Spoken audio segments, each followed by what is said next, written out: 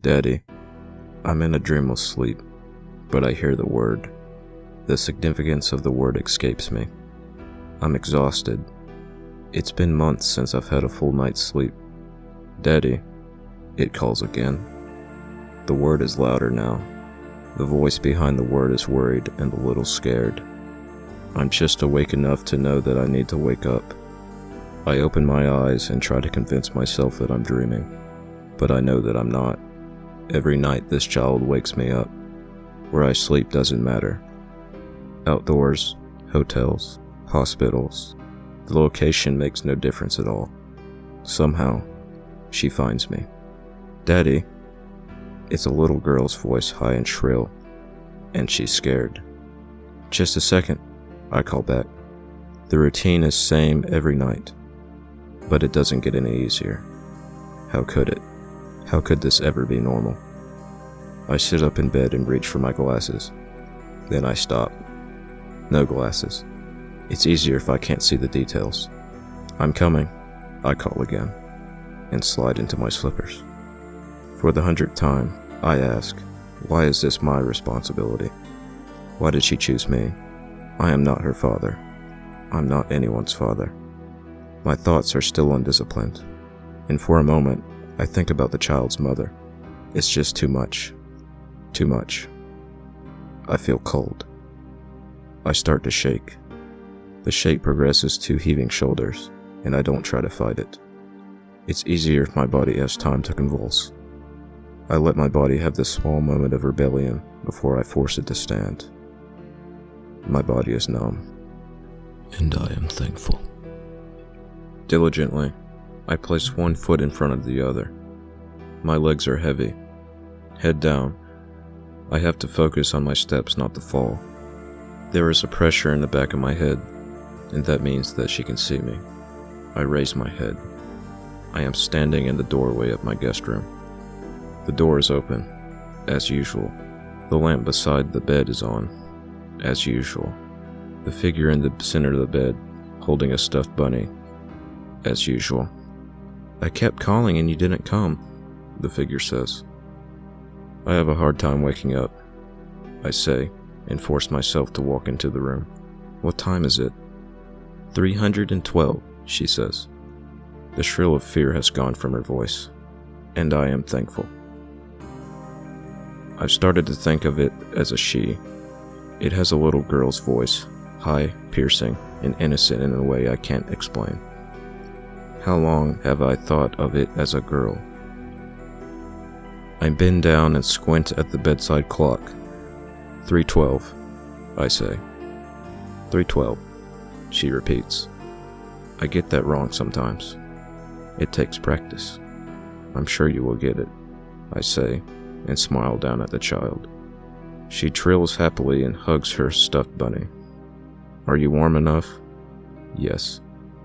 Would you like me to get you some water? No. My throat goes rough as I ask, is it time to go to Mommy's room? Yes, she says from behind her bunny. I force myself to hold out my hand, and a cool, smooth scale is pressed gently into my palm.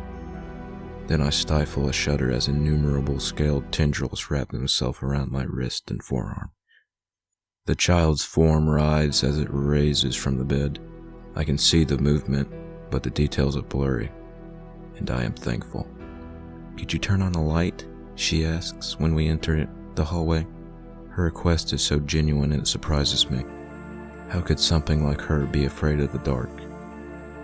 I turn on the hallway light and briefly wonder if I should purchase a flashlight for her. We walk. The child is silent.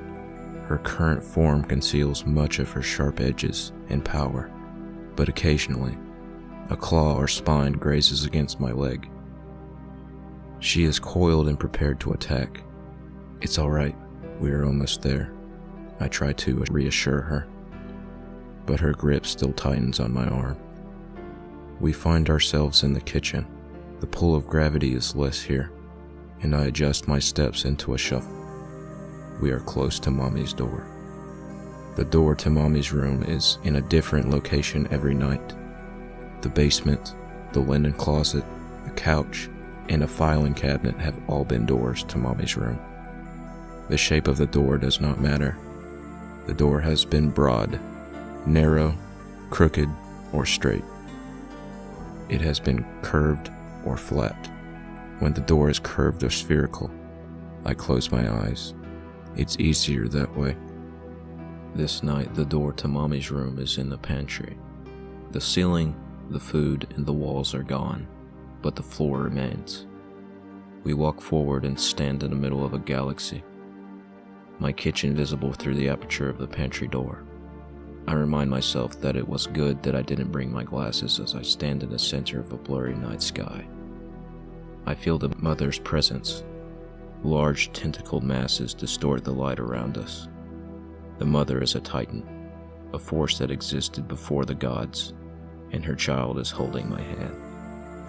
The child's hold loosens, and I prepare myself for what comes next. I will my muscles to relax as she wraps her small, sinuous form around me in a sharp hug. She is home, and I am thankful. "Good night, Daddy," she says as she peels her many limbs away from me. "Good night, little one," I reply. She hands me her bunny and floats towards a writhing mass of stars. I stand watch until she joins her mother. The stars fade, and I am now in a pantry surrounded by spices and cleaning supplies. I feel gravity return. I step too quickly and stumble back into the kitchen. My legs shake, and I steady myself by grasping the counter. It's just too much. I scream until I'm out of breath. Then I return to the guest room. I place the bunny on the bed and tuck it in. The child will want it when she returns. My responsibility is over for the night. Tomorrow, she will wake me.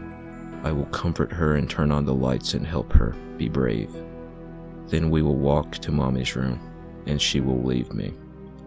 We will do this again and again, night after night, until I can no longer wake up.